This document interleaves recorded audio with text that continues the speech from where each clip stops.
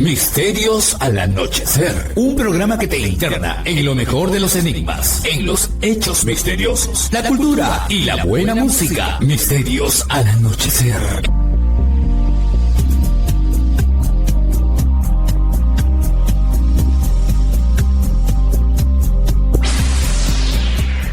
Fernando Chapi Martínez está presentando Misterios al Anochecer. Síguenos también en YouTube, Facebook e Instagram como Misterio Infinito Perú. ¿Qué tal amigos? ¿Cómo están? Bienvenidos una vez más a Misterios al Anochecer, su programa de enigmas favorito. Aquí con Fernando Chapi Martínez, saludando a los que nos escuchan a través del medio tradicional, la radio FM, ¿no? En distintas emisoras, y también quienes están a través de lo virtual en las radios por internet. Asimismo también a los que están escuchando esto, viéndolo, por decirlo de alguna manera, en Misterio Infinito Perú en YouTube. Misterio Infinito Perú en YouTube, que si no están suscritos, pues háganlo, es totalmente gratis. Motivan bastante cuando lo hacen, ¿no?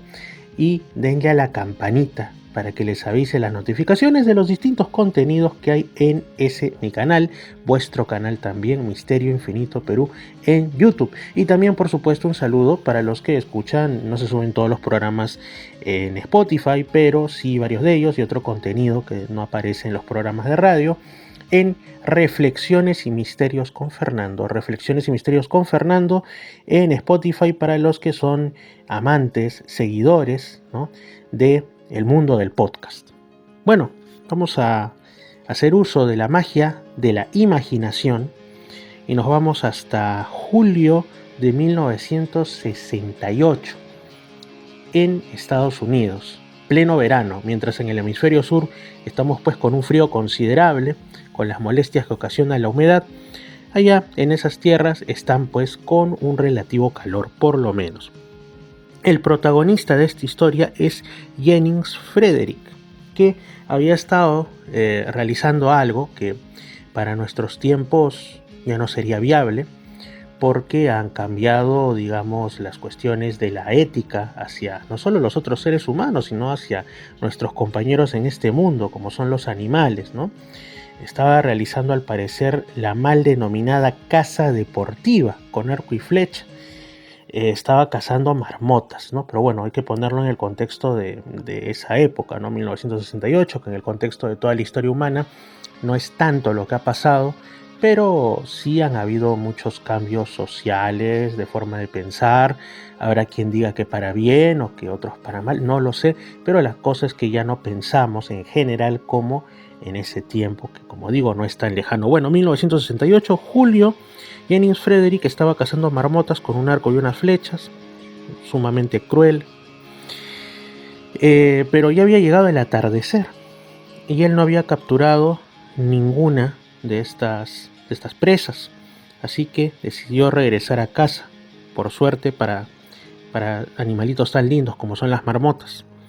Pero de pronto escuchó algo que después describiría como un sonido muy agudo de tono y que se podría asemejar a una grabación a una velocidad exagerada, rapidísima. Bueno, ustedes recordarán esos sonidos cuando había los cassettes, ¿no? Y de alguna manera, ya sea porque se trababa la cinta, porque algo andaba mal o porque había alguna tecla en el equipo que lo permitía, ponías pues la grabación a una velocidad bastante rápida y el sonido era como estas vocecitas que le ponían en los dibujos animados a las ardillitas, ¿no? Una cosa así. Bueno, algo así nos imaginamos que había escuchado Tari Jennings Frederick, ¿no?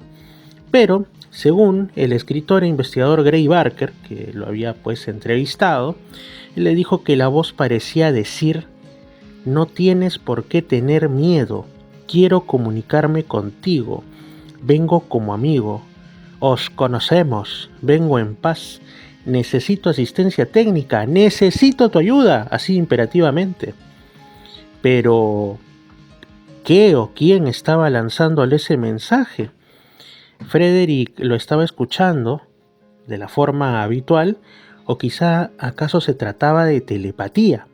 Bueno, antes que pudiera cuestionarse y llegar a algún tipo de respuesta, apareció de la nada un ser sumamente extraño, con un rostro que no parecía plenamente humano. Tenía largas orejas y sus ojos oblicuos eran de un color amarillo que realmente resultaba desagradable, o por lo menos sorprendía. Sus brazos no eran tan grandes y terminaban en manos con 3 dedos, que era como si tuvieran una especie como de agujas o de ventosas en su parte última, ¿no? En lo que sería en la punta de los dedos, la yema de los dedos. Por su color y por su forma, el cuerpo de este ser, más que tratarse de un animal o del típico alienígena extraterrestre, ¿no?, como algunos lo ven, o de una persona con deformidades, se asemejaba al tallo de una planta. Era como una planta que de pronto hubiera cobrado vida, quizá un espíritu de la naturaleza que estaba buscando a Jennings para hacerle reflexionar o para hacerle dar un buen susto, ya que estaba atacando, como digo, a seres tan indefensos, tan lindos como son las marmotas. Así es, amigos, a veces uno piensa que la naturaleza es inerte, que puede uno hacer lo que le da la gana, pero cuántas historias hay de espíritus de la naturaleza, como en la selva, ¿no?, cuando hablan del Chuyachaki, y en otros lugares también, cuando hablan de seres protectores, de espíritus madre, o en fin, ¿no?, que cuando alguien quiere dañar un sitio es como que dicen: un momento, esta es mi casa y no voy a permitirte que hagas esto, y le pegan un gran susto o pasan cosas. Quizás se trató de algo así, ¿no?, porque parecía una especie como de planta humanoide que hubiera tomado vida. Bueno, entonces Jennings pensó por un momento que su mano se le había enganchado en un matojo de espinos, pero enseguida se da cuenta de que este ser, como si fuera un vegetal humanoide, lo había logrado atenazar con sus dedos que parecían, como digo, ramitas de una planta, de un árbol quizá. Y no solo lo había atenazado, sino que estaba extrayéndole sangre. De pronto, los ojos de la criatura dejaron de ser amarillos y se volvieron rojos, como la propia sangre que le estaba extrayendo. No sabemos para qué. Y parecía como que sus ojos empezaron a tener un movimiento, como si estuvieran girando, como si estuviera el ocaso. Y bueno, como si fueran círculos en rotación, o sea, una cosa terrible, horrible de ver. Y Jennings empezó a sentir un dolor muy fuerte, obviamente, pero al poco cesó cuando prestó atención a estos ojos, porque parecía que en realidad se trataba de una forma de hipnotismo para hacerlo salir de la realidad, o quizá para inocularle alguna idea, quién sabe si la idea de que no debía dañar la naturaleza, de que no debía ser cruel con animales indefensos como lo estaba haciendo, ¿no? Entonces, lo que pensó Jennings es que quizá lo que requería este ser para algún motivo, no sabemos, era sangre, como algún tipo de transfusión o algo así, y esta situación se prolongó durante un tenso minuto, después del cual la criatura quitó su mano, liberó a Jennings, por decirlo así, y se fue subiendo por una colina, avanzando a pasos muy grandes. Una vez que pasó esto y probablemente el efecto hipnótico, Jennings volvió a sentir el fuerte dolor en el brazo del que le habían extraído sangre y se dirigió a su casa. De pronto escuchó un zumbido que le hizo pensar que este hombre vegetal, quizá venido de otro mundo desde su punto de vista, debería estar despegando en alguna nave o algo tecnológico había por ahí. Bueno, ya decidió no darle vueltas al asunto y no volver a ver. Pues prefirió pensar que era quizá una alucinación, una pesadilla, que había soñado despierto, pero el dolor estaba ahí, como diciéndole: oye tú, no te vayas tan rápido, porque esto no es una imaginación, esto es real. Bueno, Jennings llegó al final a su casa, pero para no pasar como loco, decidió no contar a su familia lo que había según él visto, sino dijo que la herida se la había hecho pues con unos espinos, con unas plantas ahí en el bosque, Y recién es cuando unos meses después le revela esta historia al escritor e investigador, como decimos, Gray Barker, que era su amigo.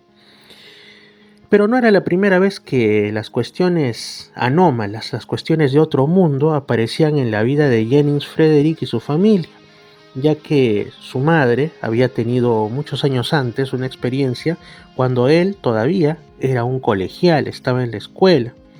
Resulta que en esa ocasión, pues después de despedir a su esposo que se iba a trabajar y de dejar al niño Frederick listo para el colegio, la señora empieza a lavar los platos. En eso mira por la ventana de la cocina y vio lo que le pareció un niño que estaba jugando en el campo cercano a la casa, ¿no? Y por ahí también había una colina. Entonces la señora pues se preocupa. Le dijo, ¿quién es ese chico que hace jugando ahí? Imagínense que pueda tocar la cerca para el ganado, que era una cerca eléctrica, y se pueda dañar, puede incluso morir, ¿no?, de un golpe eléctrico. Así que salió de la casa para prevenir o para decirle a ese muchacho que vaya con sus padres y deje de estar en ese juego tan imprudente. Pero cuando llegó hasta el supuesto infante, se da cuenta que no era un niño, sino se trataba de una criatura pequeña de un color oscuro, quizá verde oscuro o llegando al negro. Bueno, parecía que esta criatura estaba echando lo que había ahí en el suelo, como podían ser trozos de hierba, incluso estiércol de animales, en una especie de bolsa que llevaba consigo en la mano. Y un poco más allá de esta criaturita había un objeto posado en tierra, que parecía el típico platillo volante, con una especie como de ascensor o algo por el estilo que llegaba hasta el suelo. Y este ser estaba unido con ese aparato, quizá una nave, por algún tipo de cable. No sabemos si le suministraba oxígeno o era una manera como si se tratara de un robotito, ¿no?, que estuviera conectado por una toma para darle la energía, como si se tratara de un puerto USB. No lo sabemos, esto ya es especulación de quien habla, ¿no?, haciéndome la imagen mental de eso que ocurría. Bueno, el aparato no era tan grande, era color plata, como beige, y tenía hileras de ventana debajo de una cúpula. Parecía que además estaba dando vueltas en dirección de las agujas del reloj, o sea que estaba posado ahí, pero a la vez estaba girando, y emitía un zumbido sordo. Según la señora, decía que este humanoide, que este ser, no le parecía tan humano, le parecía más bien un animal, porque además de estar totalmente desnudo, el muy atrevido, pues tenía también orejas puntiagudas, tenía como una especie de cola, y no podía distinguir claramente las facciones de su rostro. Bueno, obviamente la señora Frederick se pegó el susto de la vida, pensó que era algo, digamos, algún tipo de espíritu maligno, así que se fue corriendo a su casa, cerró la puerta lo más trancada que pudo, se metió a su cama y se tapó hasta la cabeza con una manta, con la esperanza de que aquel personaje o aquella cosa, fuera lo que fuera, pues desapareciera pronto, ¿no? Ese instinto que tenemos los seres humanos cuando pasa algo extraño de cubrirnos, de no verlo, como diciendo, si no lo veo no me ataca, si no lo veo no pasó, ¿no? Bueno, es una reacción quizá muy instintiva, hasta un tanto infantil, pero creo que todos de alguna manera la hemos tenido, sobre todo cuando éramos pequeños. En este caso la señora Frederick era una adulta, pero la tuvo, ¿no? Unos minutos más tarde la señora decide mirar por la ventana y se topa con la imagen de esa criatura subiendo al aparato, y este despegaba, el platillo estaba despegando, elevándose, y el zumbido empezó a crecer. Y finalmente el aparato pues voló por el aire y a la señora le pareció que era un vuelo increíble, porque era como si se tratara pues de una pluma o una hoja que estuviese siendo llevada por el viento, ¿no?, ligerito. La señora no le contó a nadie este suceso hasta que su hijo pues volvió del colegio, ¿no? De por sí ya de niño, Jennings Frederick era muy aficionado a los ovnis, así que se dirigió a la zona del aterrizaje y él cuenta que lo que había ahí visto era como una depresión, una hendidura en el suelo, justo en el lugar donde su madre le decía que el aparato pues se había posado. Y pues se puso a hacer unos cálculos, porque era un niño no solo que le gustaba el tema, sino que además era bastante inteligente, ¿no? Como que dominaba las cuestiones matemáticas, y él dijo, por lo que realmente está hundida la Tierra, quién sabe, pudo haber pesado alrededor de 1 tonelada ese objeto, ¿no? Y encontró igualmente por ahí unas marcas como si fueran patas con garras, por lo que dedujo pues que la criatura debía tener esta conformación animalesca, ¿no? Y se encontró incluso muestras como de pelo o de cabellos, que decidieron enviarlas a lo primero que se les ocurrió, como son las fuerzas aéreas, ¿no? Junto con unas reproducciones de las marcas que hicieron con yeso. Y bueno, al ver esto, el joven en ese momento, Jennings Frederick, estaba convencido de que su madre había tenido un suceso posiblemente de otro mundo, que ni estaba soñando, ni había tenido una alucinación, ni nada. Y bueno, según nos cuenta Gray Barker, ¿no? Este escritor, investigador, las fuerzas aéreas, claro, recepcionaron muy emocionadas esta evidencia, pero después lo típico, ¿no? Dijeron, no, lo que ustedes han visto es simplemente uno de estos globos aerostáticos, estos globos sonda, ¿no? Como lo que dijeron con el tema de cuando cayó supuestamente el platillo volante de Roswell, ¿no? Y no devolvieron nunca la evidencia física. No devolvieron nunca nada ni los moldes de las huellas. No, pues se lo quedaron porque obviamente no era eso, pero era una cuestión muy incómoda, así que mejor era o destruirla o encajonarla por ahí como una evidencia más de que no estamos solos en el universo. En sí, Jennings Frederick, este señor, y por lo visto la cosa venía ya, como digo, desde su madre incluso quizás si hubiera, porque ocurre en otros casos, sabido más de la historia de otros parientes hacia el pasado, ¿no? Puede ser sus abuelos, bisabuelos, quizás hubiera topado también con otros sucesos extraños, ¿no? Lo cierto es que él, después de esto, continuó teniendo experiencias bastante bizarras, bastante extrañas. Pero más allá de esto, yo les quiero comentar de qué libro he sacado esta historia. Es el libro de Brad Steiger, Contactos con extraterrestres. Así, un título frontal, un título que va directo al grano con lo que nos pretende mostrar. Este libro es del año 1978 y ese mismo año también por la editorial EDAF de España, de Madrid, fue traducido y publicado en lengua española. Bueno, el título original en inglés era Alien Meetings y es realmente una joyita en cuanto a cada uno de sus 11 capítulos. Por ahí les paso a nombrar algunos. Y si lo encuentran, porque yo lo he visto más de una vez en estas librerías de segunda mano, por lo menos años atrás, les sugiero que lo compren. O sea, es un librazo, ¿no? Por ejemplo, algunos de sus capítulos. Siempre han estado con nosotros, ufonautas o duendes, robots y androides, monstruos horripilantes, viajes interrumpidos y secuestradores cósmicos, ángeles en trajes espaciales. Y no he dicho todos, solo algunos, porque obviamente hay que, cuando algo es bueno, cuando nuestra intención es que la gente pues acceda a esto, que el que le tome interés, busque el libro, etcétera, pues no les vamos a decir todo, ¿no? Sino simplemente un poquito y otro poquito para que puedan por ahí deleitarse y decir, caramba, qué bonito es el mundo de la lectura, ¿no? Ahora que en este tiempo de inmediatez se deja tan de lado, ¿no? Y muchas veces dicen, no, ¿para qué voy a leer? Mejor escucho el podcast, el programa, o por ahí un resumen en un video de YouTube y con eso me creo gran lector o que ya conozco mucho. Pero no es así, amigos, nada supera el fascinante mundo de la lectura. En verdad que es así.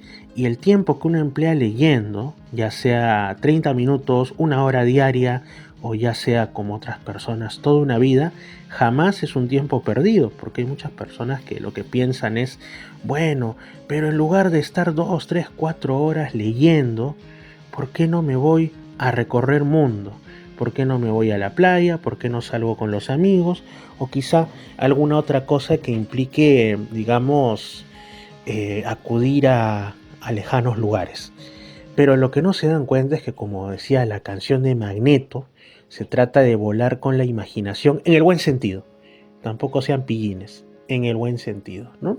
O sea, cuando uno toma un libro, lo lee y la lectura es inmersiva, o sea, la persona realmente se hace parte de lo que ahí se narra, ya sea una novela, ya sean casos de encuentros con lo extraño o cualquier otra cosa, pues es como viajar verdaderamente, es como visitar nuevas dimensiones sin necesidad de moverte de casa o del lugar en el que tú estés.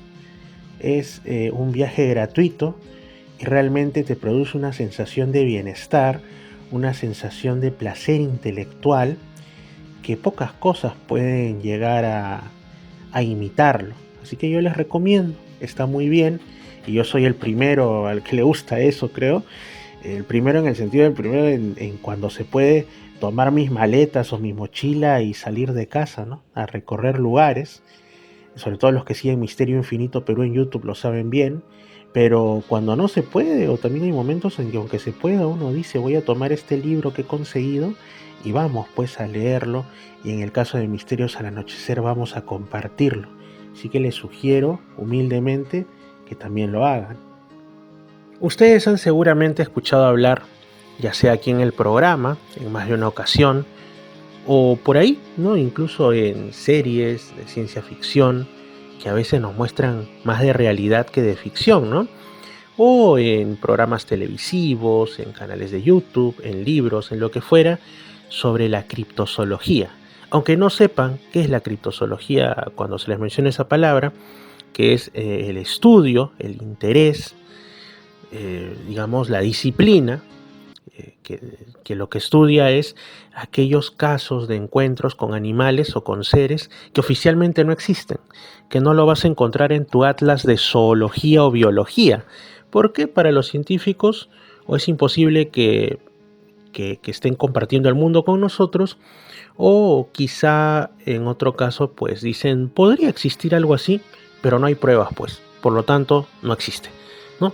Ahí encontramos los casos como los del monstruo del lago Ness y otros más que asemejan pues plesiosaurios, ¿no? Estos seres que compartieron la vida con los dinosaurios, por decirlo de alguna manera, hace tantos millones de años, ¿no? Y que desaparecieron junto a ellos supuestamente con el asteroide que generó el cráter Chicxulub en el Golfo de México y que causó una de las grandes extinciones, ¿no? De las más grandes extinciones de la historia de la Tierra hace 65 millones de años. Pero hay mucha gente que asegura que ha visto, ¿no? Estos casos, en el lago Nahuel Huapi en Argentina también, en el lago Okanagan en Canadá, que prácticamente cada lago grande del mundo, y no tan grande en muchos casos, tiene sus casos de ya sea monstruos que parecen grandes serpientes o plesiosaurios o incluso casos de sirenas, ¿no? Lo cual ya en realidad creo que va por más un aspecto de espíritus de la naturaleza que de criptozoología. Pero bueno, resulta que hay también estos casos que algunos mencionan, ¿no? Como de seres humanoides que parecieran estar relacionados con los primates o hasta con ancestros y parientes del ser humano en su evolución, ¿no? Ahí se habla, por ejemplo, de Pie Grande, el Bigfoot, también conocido como el Sasquatch del continente norteamericano. Hay quienes también mencionan al clasiquísimo Yeti o abominable hombre de las nieves en los Himalayas, o también el Erorang Pendek en la zona de la isla de Flores, en general en el archipiélago indonesio, ¿no? Entonces hay así distintos casos. Pero vamos a centrarnos en los de los misteriosos, así fueron denominados como hombres de las arenas, ¿no? O pestilentes hombres de las arenas, porque soltaban un olor, pero que era para dejar a alguien, por lo menos, atontado, ¿no? Bueno, resulta esta historia pues vamos a enfocarla temporalmente. Era una noche de luz de luna, así súper romántica, en enero de 1967. O sea, un año antes del caso con el que hemos abierto programa, ¿no? El caso de Jennings Frederick, que era del 68, ¿no? Una década picante en cuanto a cuestiones anómalas, por lo visto, y el lugar es también en Estados Unidos, en este caso en Elmhurst, en Florida, ¿no? Florida, Estados Unidos. Bueno, dos jóvenes parejas se suponía que habían ido a un baile, pero en realidad, como la noche se prestaba para que el ambiente se ponga romántico, pues se hallaban como que escondidos, supongamos que hablando de amor. No seamos mal pensados, no creamos que estaban haciendo cosas indebidas, no, hablando de amor, ¿no? En una escondida vereda de ese lugar.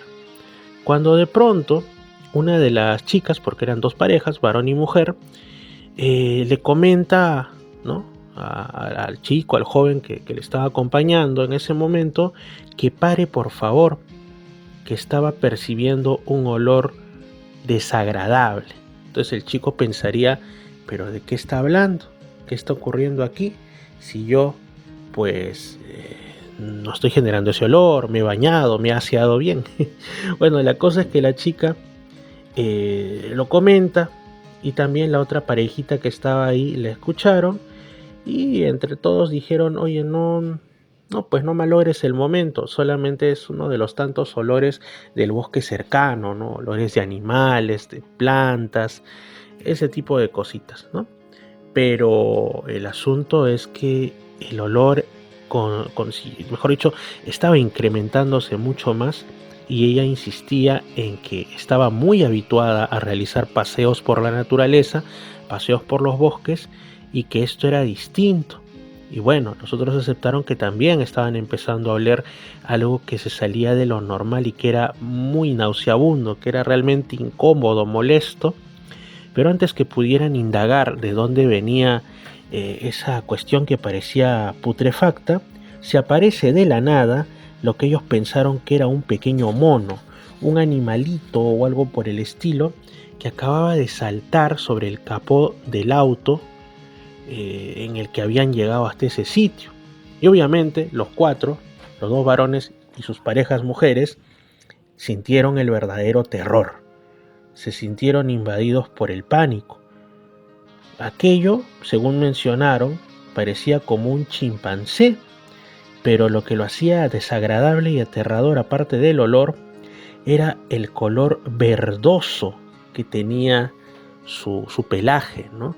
Como si estuviera cubierto pues de algo asqueroso, de algo en descomposición, de algas, de musgo, como si hubiera salido pues de las profundidades de un estanque hediondo.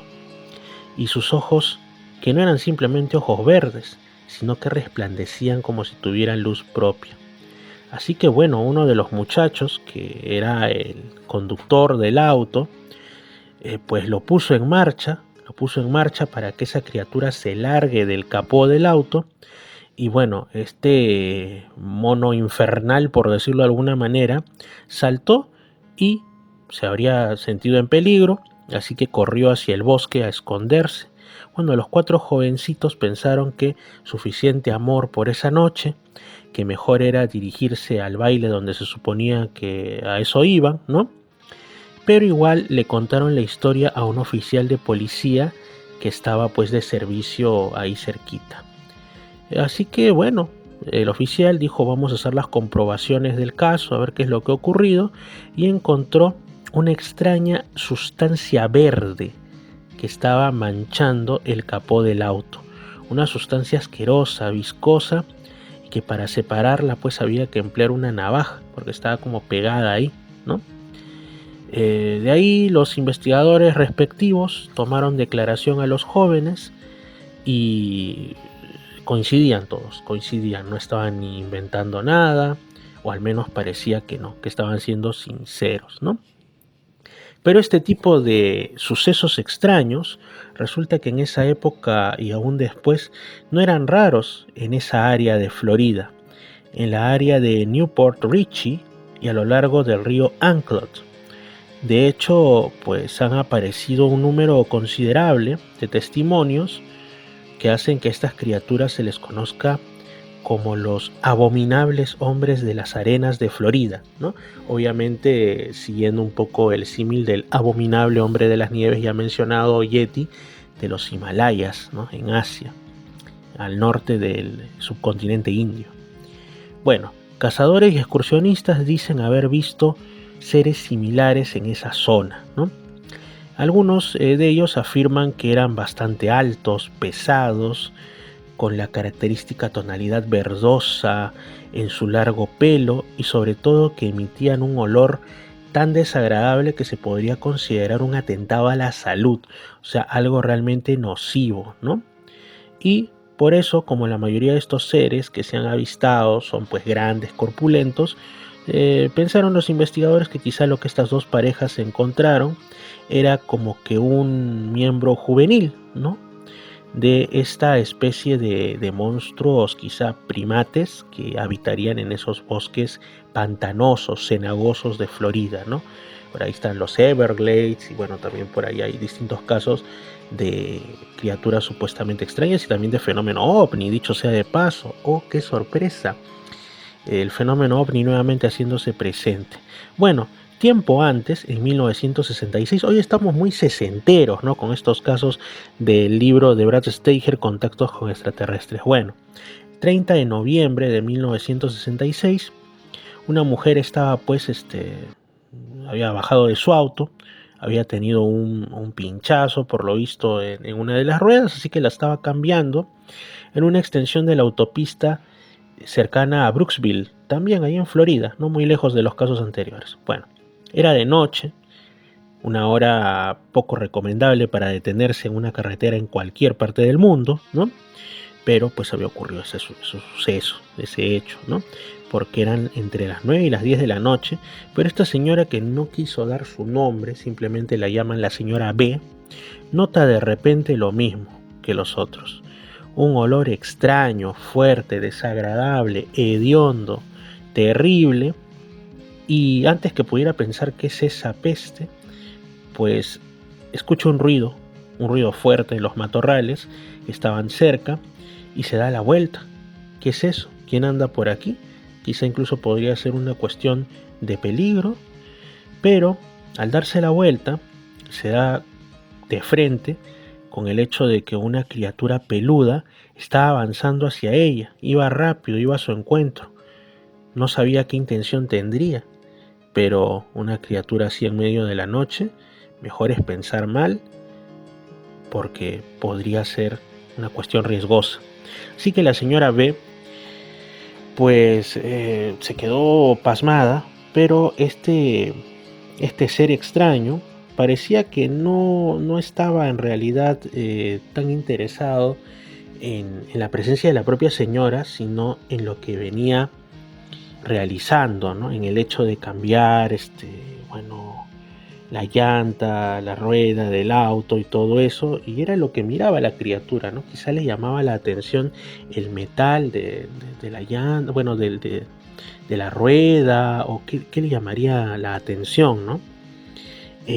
Así que la señora B no pudo hacer otra cosa más que observar a ese intruso, y le contó a los investigadores que la criatura se mantenía erguida, bípeda, como si fuera un hombre, un ser humano, a un lado de la carretera, y solamente estaba observando, como con curiosidad.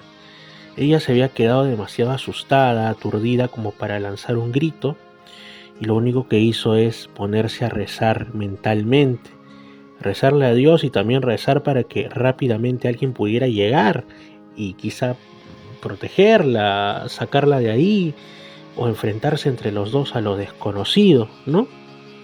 Es como si estos ruegos hubieran sido oídos, porque al poco rato llega otro auto y también, poquito antes de eso, esta criatura, como si algo presintiera, como si no quisiera ser vista por nadie más, se escondió rápidamente en el bosque, que quizás sería el hogar de estas criaturas que no sabemos qué son, ni de dónde vienen, ni qué pretenden, si acaso algo quieren hacer, ¿no?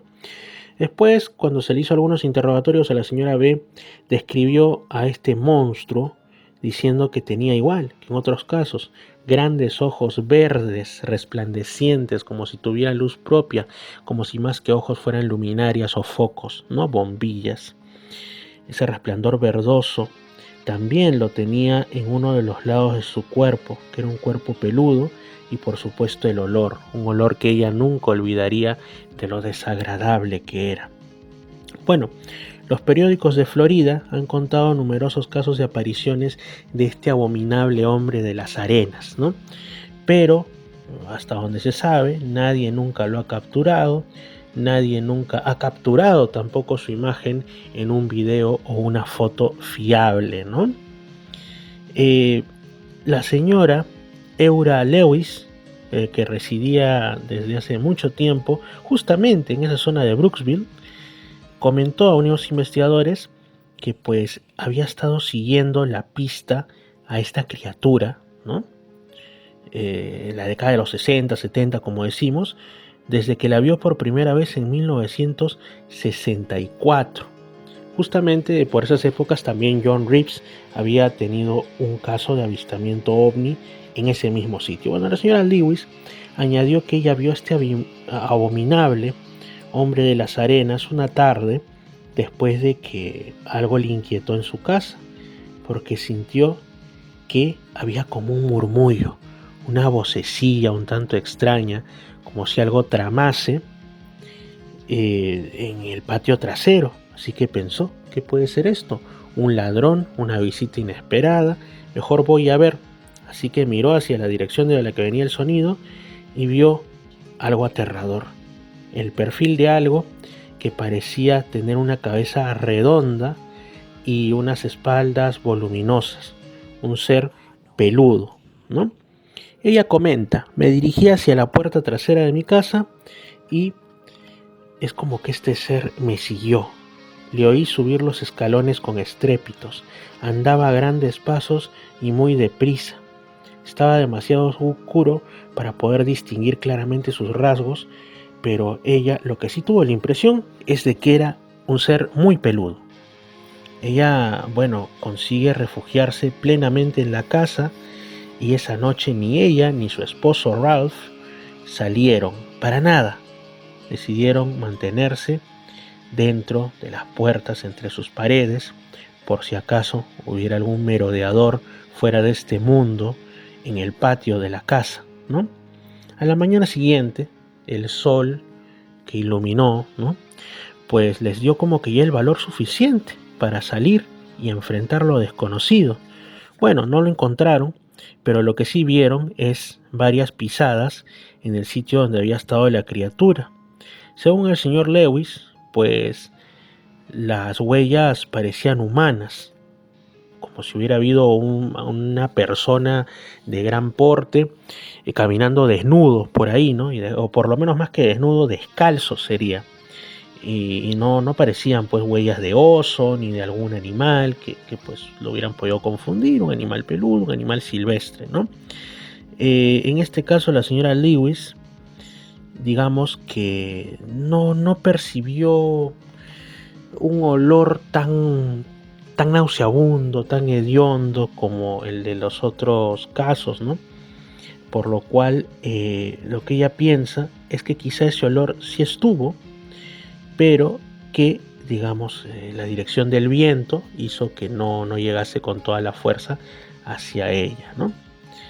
Y estos casos de seres extraños, de seres de intenciones desconocidas, como si fueran criaturas de otro tiempo, ¿no?, o como si fueran simios de otra dimensión, también pues ocurren, por ejemplo, aunque no haya tanta noticia de esto, quizá por factores culturales y por temas eurocéntricos o occidentalcéntricos, como se le quiera llamar, en los países de la esfera musulmana. En el programa hemos tenido una entrevista justamente con el traductor al español, la editorial Coliseo Sentosa, de un libro en realidad hecha por un investigador malayo, junto a un investigador australiano, ¿no?, sobre estas cuestiones supuestamente de otros mundos, seres extraños que aparecen en esa zona, ¿no? en el mundo musulmán, bueno, más que en el mundo musulmán, principalmente en la zona de Malasia, ¿no? Y en el sudeste asiático también, ¿no? Culturas distintas a la nuestra, culturas en algunos casos de orígenes musulmanes o de orígenes, digamos, más como de la religión tradicional china o del budismo, donde enfocan a estas y otras criaturas y a estos y otros sucesos extraños de formas que aquí en Occidente no son las más comunes, ¿no? Y justamente por eso es interesante lo siguiente. Un incidente de encuentro extraño ocurrió nuevamente en los 60, ¿no? Estamos clásicos.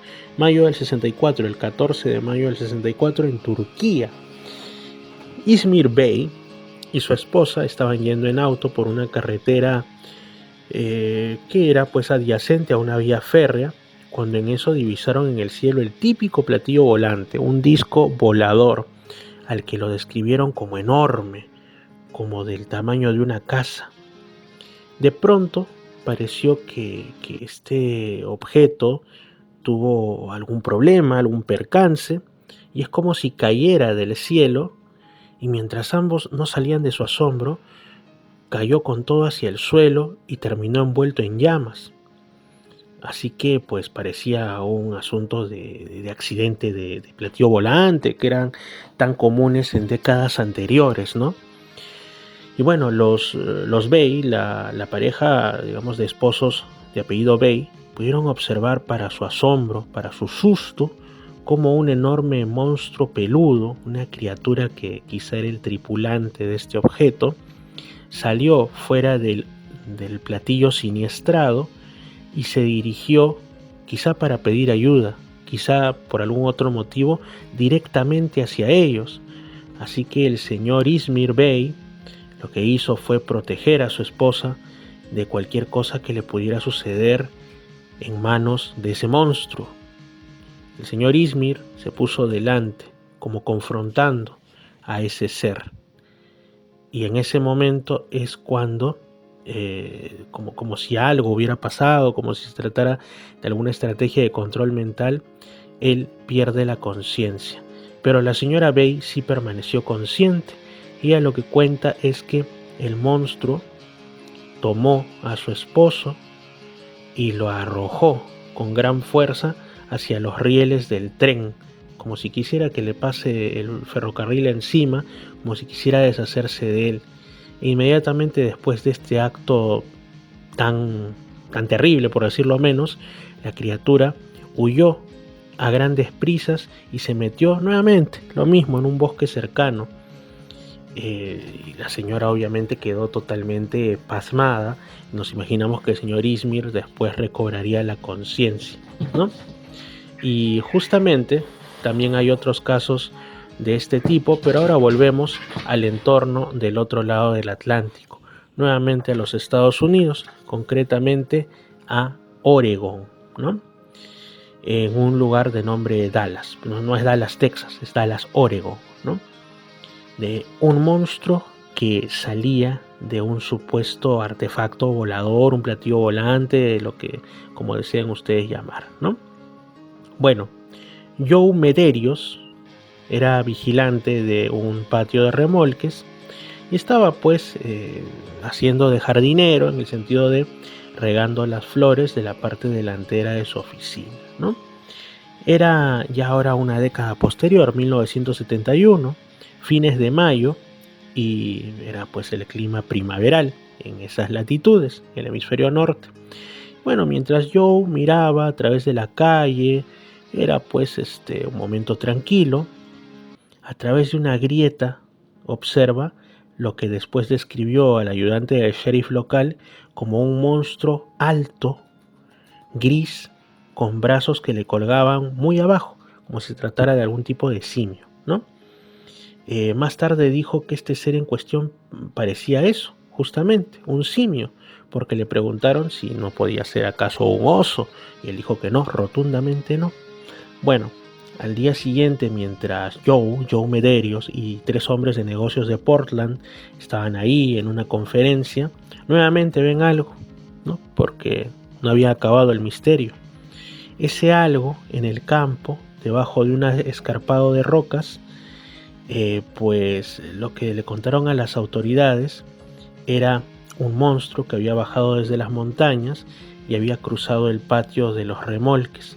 Este extraño ser o animal se detuvo junto a un árbol que más tarde fue medido y pues medía digamos en el lenguaje que utilizan, ¿no? En el lenguaje, digamos, de las longitudes y todo eso, pues 8 pies, mejor dicho, en el sistema de medidas estadounidense, ¿no?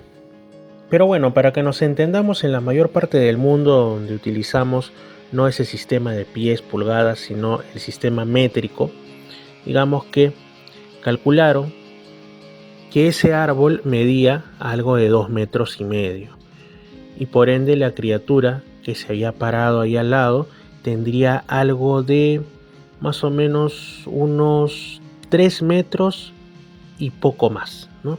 Era bastante alto. Bueno, es importante destacar que Joe dijo en el informe, ¿no?, que no había hablado de lo ocurrido el día anterior, digamos del primer avistamiento que tuvo a esos 3 hombres de negocios con los que se encontró cuando todos fueron testigos de esto, para que no lo tomaran por loco, ¿no? Para que, o sea, mejor dicho, ya una vez que lo ven por sí mismos, pueden decir, claro, algo está pasando aquí, ¿no? Pero resulta que no era la primera vez, sino que se habían archivado más informes en la misma parte de esa ciudad de Dallas, Oregón, ¿no? Y 2 noches después de este suceso, Richard Brown, un profesor de música, estaba volviendo a su casa rodante, a su casa remolque, con su esposa, y de pronto las luces delanteras del auto dan de lleno con el contorno de una figura que estaba de pie al lado de un árbol de roble. Eran ya las 9:30 de la noche. Brown corrió a su remolque para sacar una escopeta de caza, digamos de estas que se utilizan para temas de fauna mayor, ¿no? Así que lo primero que hizo fue, como esta escopeta tenía un objetivo de 4 aumentos, observar mejor quién era esa posiblemente amenazante presencia. Resulta que este ser no se movía, seguía ahí como por 5 minutos. Y Brown, en lugar de atacarlo, decide estudiarlo a través del objetivo. Y coincidía la descripción con lo de estos llamados pie grandes o Sasquatch, ¿no? Que supuestamente se reportan mucho como si fueran simios desconocidos. Algunos los equiparan al Gigantopithecus, ¿no?, de esos tiempos lejanos de la evolución de los primates, ¿no? Pero bueno, de ahí es como si este ser desapareciese y no se pudo confirmar nada, ni tampoco se encontraron restos de su presencia, ni pelos, ni pisadas, nada, simplemente se desvaneció. En realidad, lo que se comenta aquí en el libro Contactos con Extraterrestres es que estas apariciones son anteriores al inicio oficial, entre comillas, así se le conoce, de la etapa moderna del fenómeno ovni, es decir, son anteriores incluso a los años 40 y se han convertido en una auténtica tradición, como decimos, en lugares como el Himalaya, con el Yeti, en Norteamérica, como el Pie Grande o el Sasquatch. E incluso se dice que apareció en el estado de Missouri, donde le pusieron el apodo curioso de Momo, ¿no? Algunos dicen pues que se trataría como de un eslabón perdido entre, digamos, los prehumanos y el ser humano actual. Otros dicen que se trataría pues de algún tipo de experimento genético que realizan, o ya sea las potencias con fines que a veces sería mejor ni pensarlos, o incluso que se trataría de experimentos realizados por los misteriosos tripulantes de los platillos volantes, ¿no? Como para quizá comprobar el medio ambiente de la Tierra y preparar, digamos, a los verdaderos extraterrestres para en alguna ocasión descender aquí y establecerse, ¿no? Y otros dicen, no son experimentos, sino que estos propios monstruos son los mismos extraterrestres y esa es su apariencia, obedeciendo a la evolución en sus lejanos y desconocidos mundos. Y algo que podría dar una digamos, pista al respecto es el caso del llamado hombre mono de Pensilvania. En este caso estamos hablando de otra pareja de esposos de apellido Arlotta, que acababan pues de entrar en su auto para volver a casa después de haber visitado a unos parientes en Greensburg, en Pensilvania, evidentemente, a más o menos las 10 de la noche, una hora ya tardecita, del 18 de mayo de 1975. Bueno, la señora Arlotta, pues en el motivo que el motor se ponía en marcha, ve un extraño objeto delante del auto, en el cielo. Se lo dijo a su esposo, y su esposo dijo, bueno, esto está misterioso, así que mejor paramos el motor del auto, porque quizá vamos a escuchar algo proveniente de ese objeto y por ende determinar de qué se trata. Bueno, esta nave o lo que fuese se movía de este a oeste y lo describieron la pareja como ovalado, de un tono amarillento brillante en la parte inferior y en la superior un tanto más oscuro. Y oh sorpresa, en esa sección oscura había 6 ventanas cuadradas a través de las cuales se veía una iluminación rojiza. Los Arlotta no escucharon, a pesar que habían apagado el motor del auto, ningún ruido, pero obnubilados continuaron observando al objeto durante algo de 1 minuto hasta que se decidieron a pegar un grito y llamar a sus parientes. Así que 5 personas en total fueron testigos de la aparición de este extraño aparato volador mientras se acercaba a ellos a una altura relativamente baja. De pronto, el objeto hizo un giro brusco, el ángulo recto hacia la izquierda de los observadores, y su coloración cambia de amarillo a naranja y empezó a ascender, a elevarse. Quizá dijo, bueno, ya es suficiente de exhibición, me regreso a mi mundo. Pero los testigos siguieron el rastro del objeto en su auto y al poco tiempo observaron que seguía por ahí, pero se había vuelto como que más pequeño y la tonalidad era naranja. Y cuando de pronto entraron en otra carretera, la carretera 130, le pierden de vista. Estimaron que la observación total había durado un buen tiempo, como unos 4 minutos de observar un ovni, no es tan común. Pero la noche siguiente, cuando ya estaba pues oscureciendo, un automovilista regresaba a su casa no muy lejos de ahí, en Janet, Pensilvania. Y cuando entra en esa misma zona, en la zona de la carretera 130, algo le llamó la atención a un lado, así que detuvo el auto. Y es que a una distancia no muy grande, vio algo que le pareció un perro pastor alemán que estaba corriendo.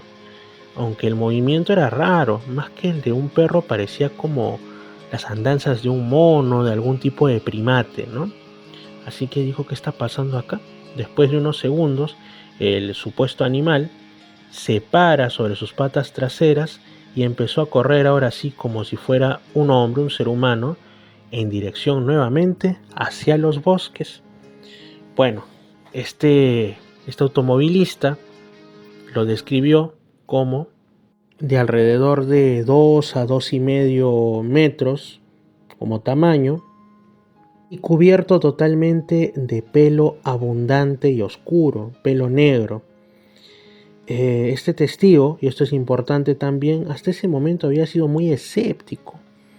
Le parecía que todo este asunto, que el pie grande, que los seres extraños, que los extraterrestres, los fantasmas, que todo lo misterioso, pues era una mentira. Era poco más que un mito moderno, ¿no?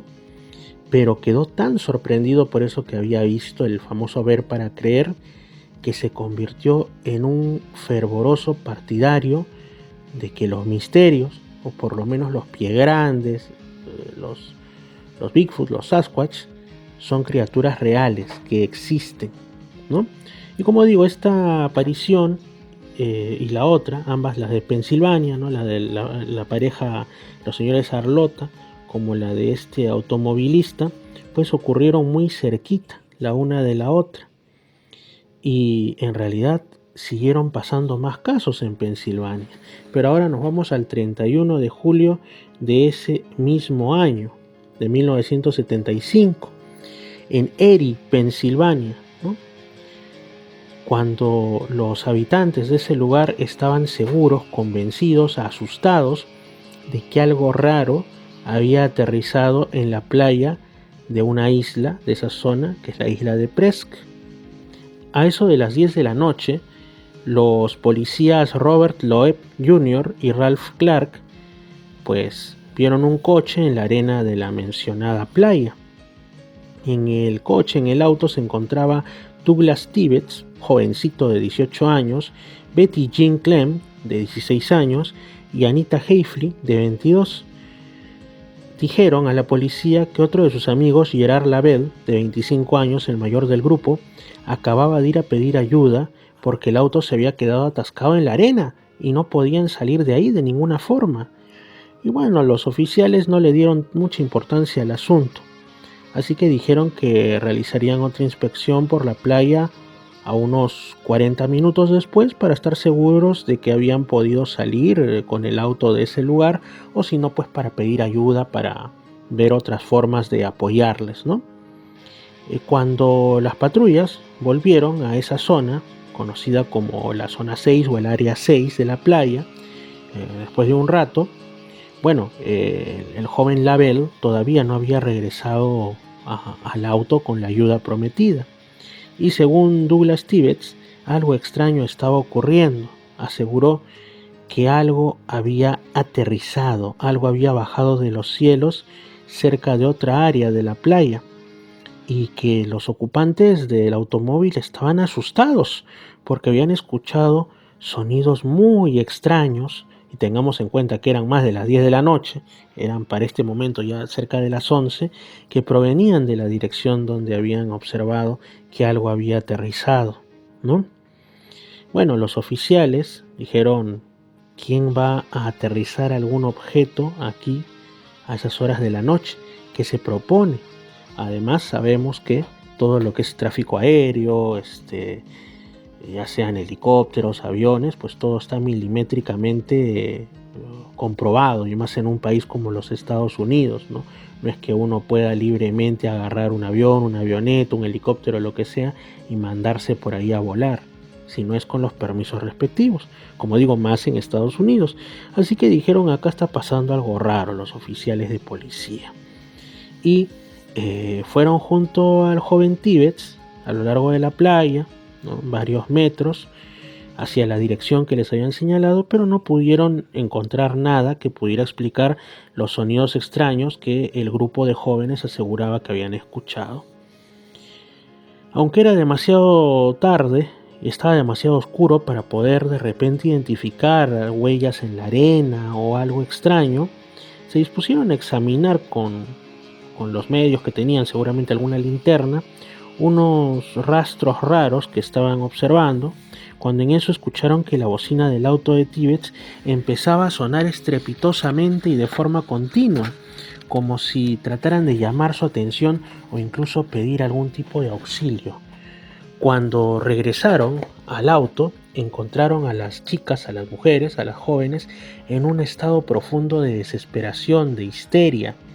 La señorita Clem echó a correr gritando playa abajo y tuvo que ser calmada por los demás. Lo que había sucedido exactamente fue contado después, ya más calmados, más calmadas, de forma coherente, ¿no?, por ellos. Resulta que un poco rato después de que los policías se hubieran retirado, a las 10 de la noche, desde el auto vieron una luz brillante tan grande como del tamaño de una casa, que había descendido hacia las arenas de la playa. El objeto, según mencionan, tenía una forma como de hongo, y pudieron distinguir que tenía franjas más luminosas en la parte trasera, y cuando aquello aterrizó tomó un color rojo brillante y desató tales oscilaciones del terreno que el propio auto empezó a temblar y a agitarse por esa fuerza. Después empezó a emitir un zumbido como si fuera el de un teléfono, dicen, ¿no? O sea, lo ponemos en contexto de la época, entonces como si se tratara cuando entra una llamada de otro mundo. Y mientras estaban sentados en el automóvil, pues pudieron ver que este objeto empezaba a emitir como rayos de luz, como si estuvieran haciendo un barrido, un sondeo de la playa, quizá intentando encontrar algo. Esperemos que no a ellos. Y en aquel instante es cuando pues vuelve a aparecer el coche, el auto de la patrulla, e inmediatamente, como si se quisiera esconder, cesaron los rayos que provenían del objeto.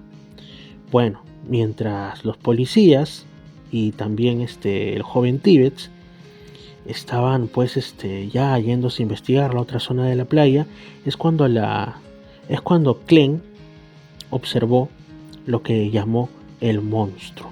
Era una criatura que había aparecido y era alto, erguido, y cundió el pánico.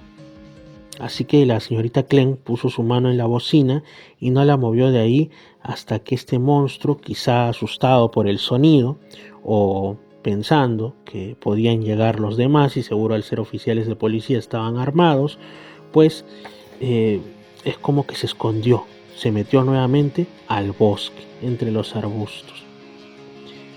El jefe de la policía de esa zona, Dan Descanio, declaró que después de haber interrogado a los jóvenes, estaba convencido de que no se trataba de ninguna broma, que había realidad en sus palabras. A la mañana siguiente, ya con la luz del sol, investigadores encontraron señales bastante curiosas en la arena en la zona del supuesto aterrizaje. Formas triangulares, como si fueran las marcas de algo que hubiera patinado sobre el terreno, y una especie como de camino que salía de la zona donde el aparato habría tomado tierra hasta el lugar donde el coche se había quedado atrapado.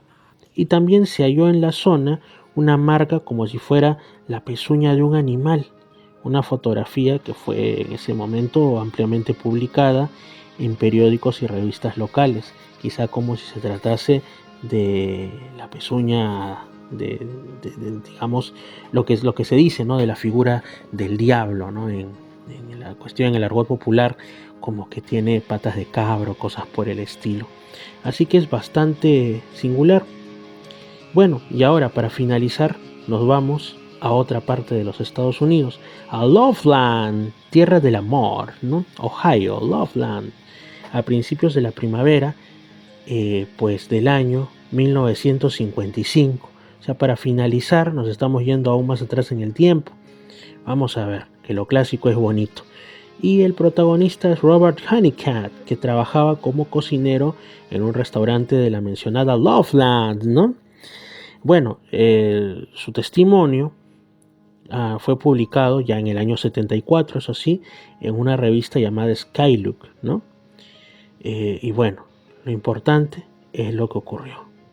Honeycutt relató al jefe de la policía local, John Fitz, que estaba conduciendo por la zona de Madeira y Loveland Peak cuando observó 3 hombres, o aparentes hombres, que estaban pues de espaldas a unos arbustos, a un lado de la carretera, en la cuneta, y bueno, eran las 3:30 de la madrugada más o menos, así que pensó que los hombres estaban en una posición como de oración, como de rezo.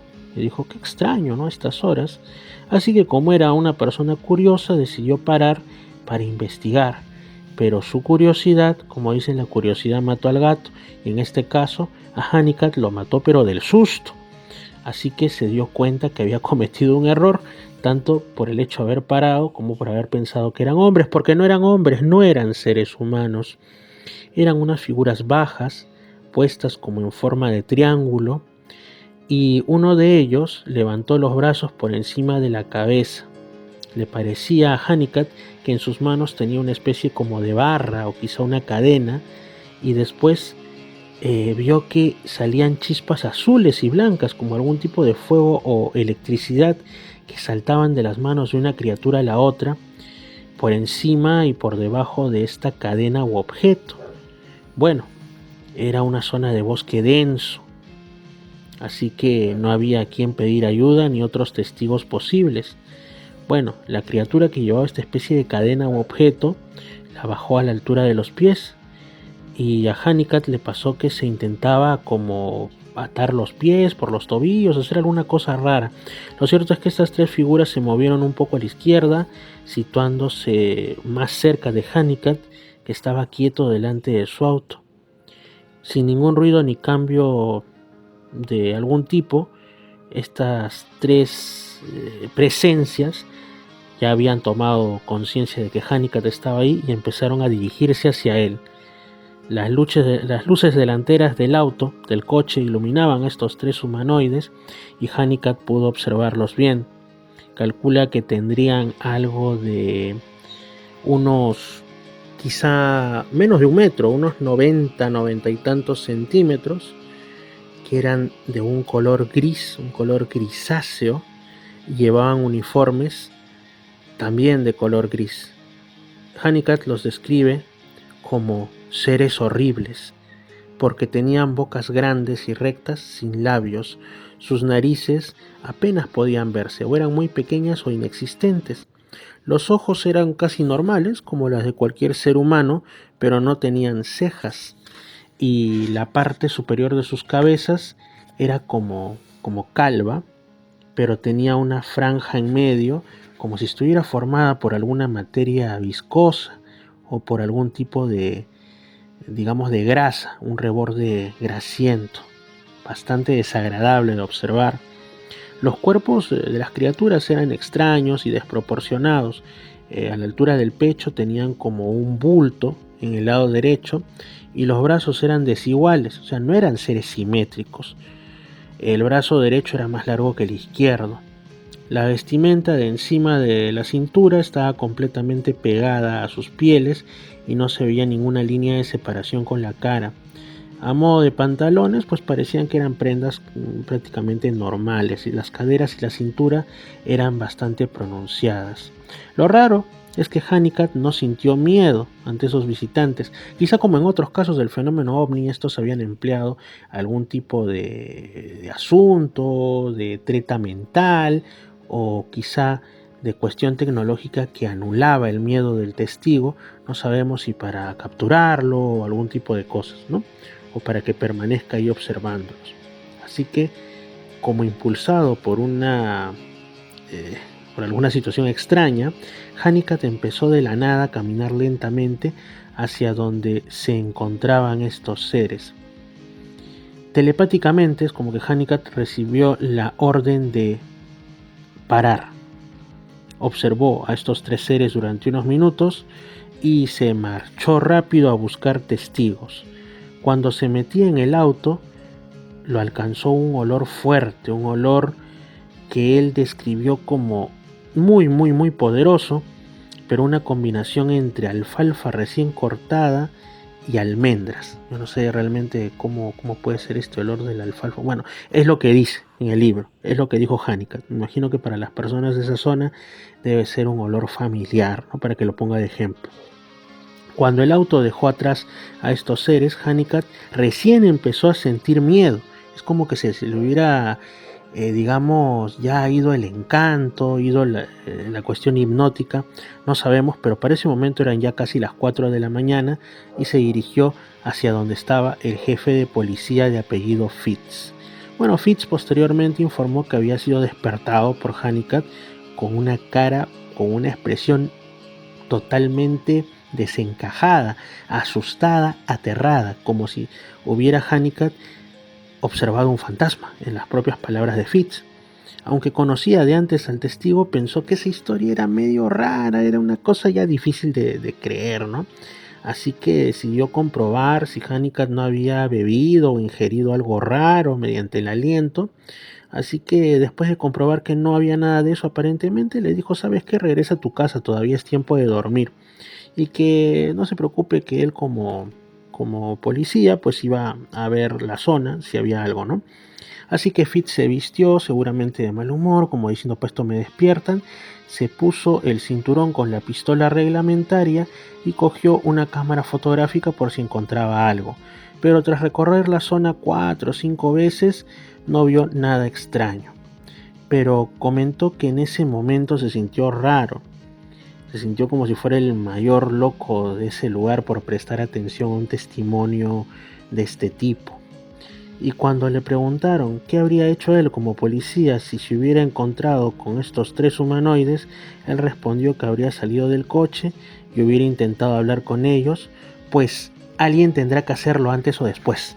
Es decir, en otras palabras, alguien tendrá en algún momento, y quizá esto sea hasta profético, que enfrentar de una vez el tema de las posibles visitas de seres de otros mundos, y también el hecho de las presencias paranormales y el asunto de todo lo extraño, porque la opción contraria, que es la de negar todo eternamente, de decir que todo son invenciones de los testigos o alucinaciones o parte del folclore moderno o parte de la mitología actual, pero que no tiene ningún valor más que el de asustarnos un ratito, pues es algo que ya está totalmente desfasado. Sabemos que incluso hasta hay investigaciones del fenómeno ovni, todo, hasta digamos de las agencias de distintos tipos, de las grandes potencias como Estados Unidos, países europeos y seguramente también China, la India y países menores, ¿no? Es decir, que este es un fenómeno que para muchos es, me refiero al fenómeno ovni, lo más importante si se llega a develar de la historia humana. Así de sencillo, porque si lo que hay detrás es la visita de seres de otros mundos, pues significa que no estamos solos en nuestra pequeña esfera azul. Y si lo que está detrás es otra cosa completamente distinta, como algún mecanismo de travesuras de la mente, o seres interdimensionales, o los antiguos ángeles y demonios demostrando ser reales, o alguna esfera del soñar despierto, tantas cosas, de todas maneras nos va a traer novedades y va a cambiar nuestra concepción del mundo, de la realidad y, por qué no decirlo, de nosotros mismos. Muchas gracias, queridos amigos, por estar en esta edición de Misterios al Anochecer, que asimismo se colgará en Misterio Infinito Perú en YouTube, como todos los programas, y también en Reflexiones y Misterios con Fernando. Esta edición ha estado dedicada al libro Contactos con Extraterrestres de Brad Steiger, y si estos casos les han parecido interesantes, les han puesto los pelos de punta o les han divertido, pues si encuentran este libro, que es ya, como digo, de la década de los 70s, no lo dejen pasar, de seguro en alguna librería de segunda mano o algo así. Siempre denle una oportunidad a los antiguos libros, porque tienen joyitas que después ya no se reeditan y pues aún merecen ser leídas, merecen ser escrutadas, porque forman parte de los grandes enigmas de nuestro mundo. Un fuerte abrazo, soy Fernando Chapi Martínez, nos estamos escuchando en la siguiente edición de Misterios al Anochecer. Nos observan. ¿Quién? ¿Los habitantes de Marte? Fernando Chapi Martínez está presentando Misterios al Anochecer. Síguenos también en YouTube, Facebook e Instagram como Misterio Infinito Perú. Misterios al Anochecer, un programa que te interna en lo mejor de los enigmas, en los hechos misteriosos, la cultura y la buena música. Misterios al Anochecer.